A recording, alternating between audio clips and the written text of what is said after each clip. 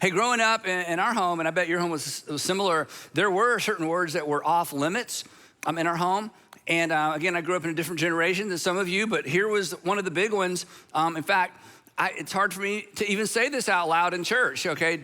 Darn, I was like, this was like not being able to say this word was a fence rule. A fence rule is a rule that keeps you from breaking a worse rule. And so in our home, we didn't want to say the word that sounded kind of like darn, not yarn, starts with D anyway. And so if my parents thought if we don't say this word, the kids won't drift over to another word, because the ultimate rule was no cursing, or we didn't say cussing. I don't know if that's a Southern thing or not, but no cursing or cussing, either one. So we had kind of these fence rules around some words. And the threat was, this is really gonna show you something. So the threat was if you cuss or curse, if you say one of these words, especially that word, you're gonna get your mouth washed out with soap. Now, I think my parents only said that because their parents said it and their parents said it. Well, I don't know where that began, because what is that? You could probably be arrested today for washing a child's mouth out with soap, but that was the threat. Now, in our family, Sandra and I, we raised our kids a little bit different. I used to say we, but let's just be honest. She homeschooled our kids, and the goal was to put them into public high school, to go from homeschool to this big 5A, public high school. I don't know if that's a good parenting approach, but that was what we were gonna do. And so to prepare them for that, I actually had to teach all of our kids the bad words, okay? Because we didn't talk like that in homeschool. Nothing kind of slipped out that I'm aware of. I was at work most of the time. But anyway, so I had to teach them all the bad words, and after that I said them, then I'm saying, but you don't say it, which is weird. And then later Sandra circled around and taught them all the combinations, but I let her do that. Anyway, back to my story. So sure enough, we lived in Miami at the time, so that meant I was in the 4th grade or younger. We had a little tiny house, a little sidewalk that went out to the sidewalk that connected all the houses in the row.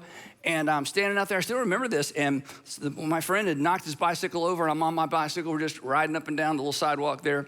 And I stopped and I said, "Get that darn bicycle out of my way." And I looked up, and literally my mom, I don't know how moms do this, she was standing on the front porch. No lie, she's standing on the front porch. I look up, and she gave me that, thing. Now later she confessed to me, she had no idea what it meant to wash a child's mouth out with soap. This was just a thing people said, since the bad words came out, we're gonna wash your mouth out. So she took me in our little tiny bathroom, and she took my toothbrush and rubbed it in a bar of soap, and she brushed my teeth with soap. And so thus began my lesson, or continued my lesson, with what we call these days behavior modification. She was modifying my behavior. It was cause and effect, right? I learned to monitor my behavior to avoid certain unpleasant effects. And I continued to do that through my childhood, and we've never met in most cases, but you continue to do that through your childhood as well. You've modified your behavior. We all have. Why? Well, because we want to get dates, and we want to get second dates, and we want to get invitations, and we want to be invited back, and we want to get jobs. So we, modify our behavior for job interviews, and it goes on and on and on and on. As a pastor, just to be personal for a moment, this is really important for me. There are behaviors that I could do that would cause me to lose my job that might get you a promotion where you work, okay? So we all kind of have to figure this out, in terms of our environment, but we've all gotten pretty good at monitoring our behavior. But as it turns out, that is not enough. And we're gonna come right back to that in just a minute. Today we are in part 2 of our series, if you've been keeping up, or if you haven't been keeping up, Living with Yourself, 3 habits to safeguard your soul. 3 habits to ensure, and this is kind of the theme, 3 habits to ensure that the self you're living with internally is the self that's on display to everybody else. These are habits to ensure that what people see is what they're actually getting, that there's integrity between who you are on the inside and who you are on the outside. And we set this up last time by saying we've all had the experience of hearing about somebody in culture, somebody popular, or maybe someone we know, who they've been living a double life, and suddenly, it comes out that they've been living a double life. They got something else going on. They were not the person everyone thought they were, and they get caught in a lie, and the family's devastated, maybe a career's devastated. And when that happens, and we hear about, wow, this has been going on for years and nobody knew, we either think or say, how could they live with themselves? How could they carry on for so long with that going on in the background? And the assumption, of course, is, hey, if it was me, I couldn't live with myself. I could not have the double life and keep it a secret or, have such variation on the themes of my life the way that they did that my conscience or my integrity would not allow me to do that. We think I couldn't do that. But the truth is, you could. You could do that. Now, you couldn't live with your current self, but if left unattended, as we said last time, your current self may not be your future self. And your future self might be someone that you wouldn't even recognize, that you wouldn't even respect. In fact, maybe that's the situation you're in today. You have slowly over time become someone you never intended to be, and you're carrying a secret that no one knows you're carrying, and you're thinking to yourself, how did I get here? Well, the reason nobody thinks this will happen to them is because nobody thinks this will happen to them. And the reason this happens to people is because the assumption is, well, it can't happen. But it does, and it happens all the time. And I hate to be the bearer of bad news, but it can happen to you, and it can happen to me. And the best way to keep it from happening is to, number one, assume that it can, and number two, to take steps to ensure that it doesn't. And that's what this series is all about. 3 habits to safeguard your soul. And when I say soul, I mean your inner life, your interior life, that part of you that no one sees, but the part of you that you go to bed with every night and wake up to every single morning, and that you face every single morning in the mirror. Now, the theme, or kind of the big overarching principle, and whether you're a religious person or not, this is just true. So this is something to take into consideration. Is simply this, that the health of your soul, or the health of your interior life, the health of your soul determines your capacity for duplicity. Now, duplicity is, the traditional way of thinking about duplicity is someone with this group of people, and there's someone entirely different with another group of people. And if those two groups of people ever got together to discuss that person, they would think they're talking about 2 different people. There's duplicity. But the other version of duplicity is when someone is something publicly and something entirely different privately. And the health of your soul, what's going on the inside, day in and day out, determines your capacity for duplicity. And here's what I mean specifically. It determines how wide the gap between who you are and who you pretend to be. It determines how wide the gap between who you are and who you pretend to be grows or can expand before your conscience just can't take it anymore, before your guilt just can't take it anymore, or to the point that you're eventually found out. That the health of your soul determines whether you close the gap immediately. That's what we're gonna talk about today. The health of your soul determines whether you close that gap immediately, or if you decide to manage that gap indefinitely. And as we manage the gap, it always gets wider and wider and wider and wider. So I'm suggesting these 3 habits to ensure that gap gets closed immediately, quickly, and stays closed. Now, last time we talked about the first habit was surrender your will, specifically surrender your will to your Heavenly Father, to wake up every single morning and in some formal way to present yourself to God, your hands, what you're gonna do, your feet, where you're gonna go, your eyes, what you're gonna look at, your ears, what you're gonna listen to, your mind, what you're gonna think about. Surrender your resources, surrender your opportunities, your hopes and dreams, and say, Heavenly Father, I am 100% you. I'm giving all of me to all of you. I trust you because I know you are for me. Basically, you're taking, a little snapshot of Jesus' prayer when he taught us how to pray. We're saying, your will be done through me today. And Jesus says this needs to be daily, because that little prayer and that recentering every single day, do you know what it does? It sensitizes your conscience for the rest of the day. You have just surrendered yourself to your Heavenly Father, and when you begin to think in a way, moving away, looking away, act in a way that creates that division between who you want to be and who you find yourself becoming, the alarm bells go off because, I've already dealt with this and I need to take action and close that gap. So today we're gonna talk about the second habit, and to set it up, I wanna tell you a little story from the life of Jesus. So one day, Jesus and his disciples, and this is a general term for the general Jesus followers, they're going along, and the Pharisees, who are constantly dogging Jesus and sort of in a running conflict, running tension with Jesus everywhere he goes, they issue a complaint and they say, Jesus, your disciples, the people who are following you, they don't observe the tradition of the elders. They're not observing the tradition of the elders. Now, I gotta explain what that is for this to make sense. The tradition of the elders, or the other phrase that you sometimes hear, the oral Torah, was a list of fence rules that essentially God gave Moses the 10 Commandments, and God gave Moses the civil law, all this detailed civil law for the nation of Israel, and it was written down. But supposedly, God also gave Moses an oral law that he did not allow to be written down. And Moses passed that on to Joshua, and Joshua passed it on to the priest, and this got passed along generation after generation after generation in parallel with the written law. Now, nobody knows if this is true or not. There's no way to prove it or disprove it because, well, it wasn't written down. But what we do know is that these unwritten laws were generally fence laws to protect the written law so people didn't accidentally break the law of God and defile themselves and put themselves at odds with God. Here's an example. For example, the written law said no business on the Sabbath. You can't conduct business on the Sabbath because for ancient Jews and for modern Jews, it's a day of rest. We get that. The tradition of the elders or the oral Torah said you're not allowed to touch money on the Sabbath. Because if we don't allow you to touch money on the Sabbath, you won't accidentally do business on the Sabbath. Well, you can see over time, the oral Torah, which again, they were just kind of making it up as they went along generation to generation, kind of tweaking as, things became more civilized and as civilization advanced.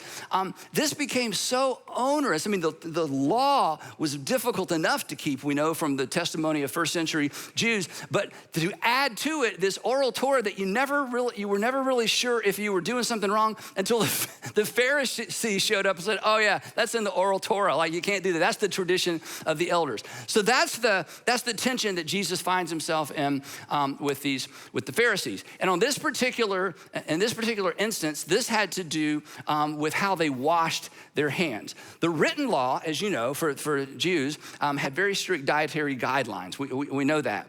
So that was the written law. The oral Torah, or the tradition of the elders, said to ensure that you don't accidentally put something unclean in your body, there is a specific way to wash your hands. Some say up to your elbows, some say further, but there's a very specific way you're supposed to wash their hands. And they had made hand washing, and this specific hand washing, as much of a law as don't put certain things in your mouth based on the written dietary restrictions in the Torah that God gave Moses. So this is the tension. So they come to Jesus and they say, Jesus, your disciples aren't following the tradition of the elders. They are not washing appropriately. Now you need to know, and this is helpful, Jesus had nothing good to say about the tradition of the elders. He was not a fan of the oral Torah. He saw it for what it was. These are fence rules, and you're using these to control people, and you're using these to keep people in a constant place of guilt. They never know how to get it right. They never are at peace with God. They're constantly, on the outs with God because you guys basically just tweak these things and make these things up, and maybe your motives are good, maybe they're not, but Jesus was not a fan of the oral Torah. So when the Pharisees criticized Jesus' disciples, Jesus decides to use it as a teachable moment, and it's kind of funny, and so here's where we pick up with the story. So Jesus called the crowd to him and said, listen and understand. In other words, I'm about to tell you something, and I'm about to explain something that you need to know. And this was, for us, this is like a big duh, but for his first century audience, this was so groundbreaking. He says, I just want to be clear. What goes into someone's mouth does not defile them. What goes into someone's mouth does not defile them. For first century Judeans and Galileans and the people who are adhering their lives or defining their lives by the Mosaic law, this was like, what? And Jesus is like, yes. What you eat does not, this was the important part, what you eat does not put you at odds with God. That's what it meant to be defiled, to be at odds with God. I've done something that's, I've put me at odds with God. Jesus is like, what you eat doesn't put you at odds with God. And he says this, but what comes out of their mouths, talking about the Pharisees specifically, what comes out of their mouths or what comes out of a person's mouth, that is what puts them at odds with God. And then this is the coolest part. After he kind of drops this bomb, the text tells us, this is in Matthew and Mark, he just walks off. Listen and learn. I've just said something that is so offensive and is gonna drive the Pharisees crazy. And he says, come on guys. And he just literally walks off. And the disciples are following, and one of the apostles says, Jesus, okay, do you really offended the Pharisees? And Jesus is like, this is my concern, look, okay? I don't care because, and here's why this is so important. If you're not a Christian or a Jesus follower, this is so important.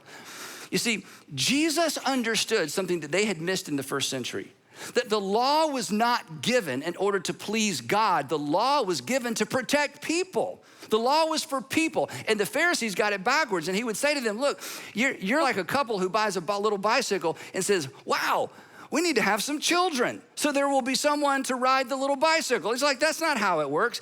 The law, people are not for the law. The law is for people. And when you use the law to hurt people, divide people, and to create enmity between God and people, you are misusing, you are abusing the law of God. Now, if you've lost faith in the past, you grew up in church and walked away, as I always say, if I heard your story, I bet I'd say, whoo, me too. I think I would have gone with you. If that, based on your experience with the church, if you had a bad experience. And if you grew up in a church or maybe even a family or a religious community of any type where you felt alienated from God because of the way people use the rules, that you got the impression that there's God and there's the rules, and I am less important than the rules. I'm less important than the law of God. You need to know Jesus would side with you because that's not what he taught. It's not how he acted. And that was not the original intent of Torah. It wasn't the original intent of the 10 Commandments because God is for you. And like a good parent, when God established a law or a rule, it was for the good of the people he established the rule or the law for. So anyway, so Jesus walks off, the disciples are following, and they're like, Jesus, you just offended them. And then one of the apostles says, and by the way, that might have been clear to you, but that's not clear to us either. So Jesus decides to have another teachable moment. He sits them all down. This is kind of funny. This is Jesus humor. We're afraid to laugh because it's Jesus, but this was meant to be funny. So maybe you'll get this. He sits them down, he says, are you still so dull? I mean, that's kind of funny, isn't it? Imagine Jesus saying to you, you've been with me for a couple of years, you still don't get it? Are you still so dull? Jesus asked him, don't you see that whatever enters the mouth goes into the stomach and out of the body? They're like, we see that every single day. Okay, what? we're dull, but we're not that dull. What is your point? And then Jesus goes a little deeper. He says, what comes out of a person is what defiles them, not what goes in. What comes out is what puts them at odds with God, which they're thinking. So using the bathroom was offensive to God? I mean, what are you talking about? He's got their undivided attention, like I have your undivided attention. This has been the most interesting part of any sermon you've ever heard. We're talking, Jesus smiles. Now he gets to his point. He says, for it is from within, out of a person's heart, that evil thoughts come. It's not what goes in that defiles you. It's what comes out of you that defiles you. It's what comes out of you that puts you at odds with God. And so then they're like, okay, so we're not talking about our bowels. We're talking about, evil thoughts? This was a new idea. An evil thought can put us at odds with God? And Jesus would say, yes, because everything harmful and everything harmful to other people begins as a thought. And then he gives them a list of examples. Here's the kinds of things that come from within. They're exhibited in the real world, but they begin from within. They begin with the heart. He says, for example, here are some of the things that come out of a person's heart. Sexual immorality, theft, murder, adultery, greed, malice, deceit, lewdness, envy, slander, arrogance. I mean, he's just listing these things off. And your English text says folly. We don't even use that word anymore, but essentially it means bad judgment. It's making bad decisions that impact yourself and impact other people. And here's what they thought. This is so important. When they hear this list, they think, wait a minute. Those are behaviors directed toward other people, not God. I thought we were talking about being at odds with God. I thought we were talking about what defiles a person or puts a person in bad relationship with God, to which Jesus would say, it's exactly what we're talking about. Because hurting another person Disadvantaging another person puts you at odds with God. You cannot be right with God and mistreat another person. This isn't about this kind of vertical thing I have going on. I can treat all my horizontal relationships any way I want to, but boy, me and God, we're cool. God's going, I don't know where you got that. That's not in the old covenant. That's not gonna be in the new covenant. You just made that up. That's what the Pharisees think. They think they can be right with God and mistreat people at the same time. But you are defiled. You are at odds with God when you mistreat another person. And anything on the inside of you that begins as a thought, that becomes a behavior that undermines the integrity of or hurts or diminishes the value of another person, you are not right with God. This was a huge, huge shift. But this would characterize, or was supposed to characterize, the new kingdom that Jesus had come to establish. All these evils, he says, all these evils come from inside, and that's what defiles a person. But eating with unwashed hands does not. Now, the implication of this, hopefully, is so obvious, I don't even need to state it, but I'll state it anyway. Here's what he was saying. Here's what he's saying to you and to me. He's saying, pay attention. Pay attention to what's within. Pay attention to what's going on inside of you, because it doesn't stay there. We leak. You leak. I leak. And most of the time, we don't even know that other people know what's inside of us, because we leak in such a way that we're not aware of it. We think we've covered it. But people walk away and go, wow, what's up with her? What's up with him? And the reason I know that is because you do that all the time about people. It's like he or she thinks that we think they're fine, but they are not fine. And it is obvious to us because we all leak. Our behavior will eventually reflect. Here's Jesus' point. Our behavior will eventually reflect the condition of our hearts or our souls. So just for an uncomfortable minute, I want us to look at that list again. I kind of spread it out, look at it a little different. Immorality, adultery, theft. Just look at that list a second. I'm going to ask you a question.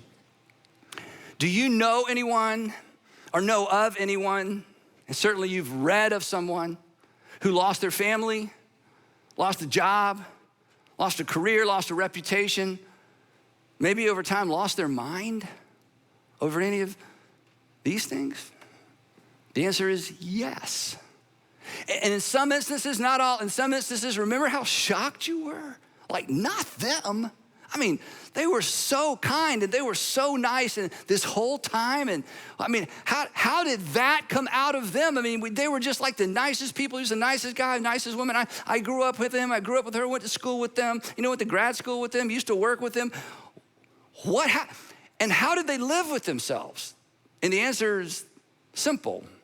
They just did not tend to their soul. They ignored what was going on in their heart, because whatever it was that embarrassed them and wrecked their home and caused such damage, it came from within. These were people, or that's a person who was managing the gap instead of determining to close it. And they became a different self, a self they never intended to have to live with. Now, if I can just make you a little bit more uncomfortable, some of you. For some of you, you look at this list, that's not somebody you read about or know, or a neighbor or someone you used to work with or go to school with. This is you right now. And you always prided yourself on your integrity and telling the truth. And you were that man, you were that woman you could always trust. Yes is yes and no is no. And you have created a web of deceit and lies that you're living with right now. And you are expending so much energy to keep that gap going. You're managing that gap. And every once in a while, there's a break. In fact, today may be a break for you. Every once in a while, there's a break, and you're honest with yourself, and you ask, how in the world did I get to this? This is not what I envisioned. Or you remember when you said I do, you meant I do and I will forever, and really until death do us part, and you're the only one for me. And when you would hear people who were running around their husband or wife, you thought, what losers, and I could never live with myself, I would never do that. And now you find yourself in an emotional affair, or actually a physical affair. And here I am talking about it in church, and you feel like everybody's looking at you. They're not, everybody's looking at me, you're fine. But you just feel that. And here's the thing, I don't know your story, but I will give you the benefit of the doubt. That was not your intention. You meant it when you made that decision. You meant it when you entered in that covenant with her or with him. You were so sincere. And now there's something on the outside. And Jesus, who's, compassion personified, would say to you, yeah, but let's be honest if we're gonna fix this. Started on the inside. There was a gap, and you didn't close it. You managed it, and it got wider and wider and wider. So this is a big deal, right? This is a big deal for our future. This is a big deal for some of us right now. So the second habit, again, I don't even need to say it. Now you know what it is to monitor your heart. It's to monitor your heart. Pay attention to what's going on inside. I don't have to tell you to pay attention to what's going on the outside. We're really good at that. We modify our behavior. I mean, again, you're sitting here in rows staring at me. I don't know what you're thinking about, but you're so well behaved. I actually think you're listening to me. I mean, you are so good at this, and your mind might be a million miles away, but it's not like you're sitting around talking to each other, right? I mean, we're good at that.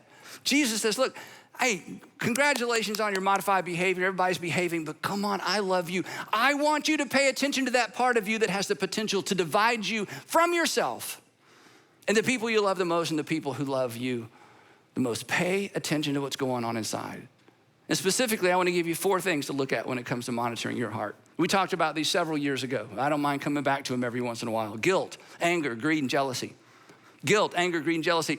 These 4, because you know exactly what they are, and they have the potential as much or more than anything to rot your soul. They will, to use a Jesus word, they will ultimately defile you. They will ultimately put you at odds with God, and if you don't close the gap, these 4 things have the potential to ultimately define you as well, because you leak, because they leak. They hurt the people around you. Guilt says, you know what guilt says? Guilt says, I owe you. I owe you. I got a secret, and I owe you the truth. I owe you an apology. I owe you restitution for what I took, and you may or may not know I took it, or you may know I did, but I've argued and made excuses, but the truth is I'm living with guilt because I owe you. I owe you an apology for what I've done. I owe you an apology for what I've said. And the solution, you won't even need to write this down, is to confess. And when you confess, you'll make a mess. We talked about that last time. And you don't want to make a mess. Let me just say something to you real quick. You've already made a mess. There's no getting around the mess. The question is, are you going to put a period on the end of that mess and move forward? Or are you going to keep making a bigger mess? And as long as you manage the gap, you're just making a bigger mess. And somebody already knows. I mean, you're good, you're just not that good. The people closest to you, they know something's off, something's wrong. They just don't know what it is. Or maybe they do know what it is, but eventually they're gonna find out what it is. So it's either gonna leak, and you're gonna have to make excuses and eventually fess up, or you can stand up straight, invite your heavenly Father into this area of your life and hold him by the hand and say, I'm going in, I'm gonna confess, I'm gonna get this out, I'm gonna deal with the mess. I want this to end. This is not who I wanna be. This is not where I intended to be in my relationships, in my marriage, at work, with my reputation, whatever it is. You confess. And when you do, you begin safeguarding your soul. Anger, the driver behind anger is, you owe me. You owe me. You're angry. Whenever you're angry, it's because you're not getting your way. Whenever you're angry, it's because something's been taken from you. You're not getting what you deserve. You're not getting what you want. But in the big anger, the anger that seeps, that free-flowing anger that follows people throughout their lives, somebody took something big. They took a marriage. They took your first marriage, and you can get remarried, but you took my first one. You were unfaithful to me, or the way you treated me, and now I can't go back. I can't be 27 again. Took your first marriage. They took your childhood. You are still your 30s, 40s years old, and you're dealing with stuff from your childhood because somebody, the way they treated you, did to you, mom or dad, they stole your childhood, your self-respect, maybe your reputation. And they owe you, and they really owe you. This isn't imaginary. They owe you because they took it. But here's what you know. This isn't helpful. They can't give back to you what they took even if they wanted to. Even if they apologized. We can't go back in time. We can't rewind time. You can't be 18 again. You can't have a first marriage again. You can't, bring that first baby home from the hospital again. It's gone. So you're stuck. And you're angry, and you leak. And the solution, I We all know the solution. It's to forgive. And yes, I'll just own this. It's easy for me to stand up here and say because I don't know your story. Now, look, most of you, the only version of me you know is the stage version where I'm smart and I know everything and I'm so dogmatic and Andy knows, who nobody else knows, but I bet he knows, because, thank you. Completely wrong, but thank you, I appreciate it, okay?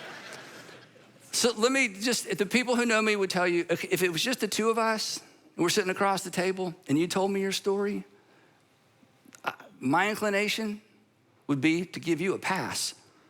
So you know what, everybody else has to forgive, but not you. You get over here, you get a pass, okay? God understands, I've heard your story. Now I'm angry at him, I'm angry at them. I'm not sure I can forgive them. They didn't even do anything to me, but based on what you've been through, I might give you a pass and say, you don't need to forgive. Forgiving them is giving them a gift they don't deserve.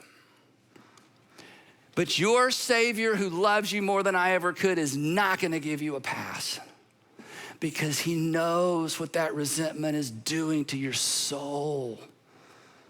And he says, come on, you gotta cancel that debt. You gotta forgive.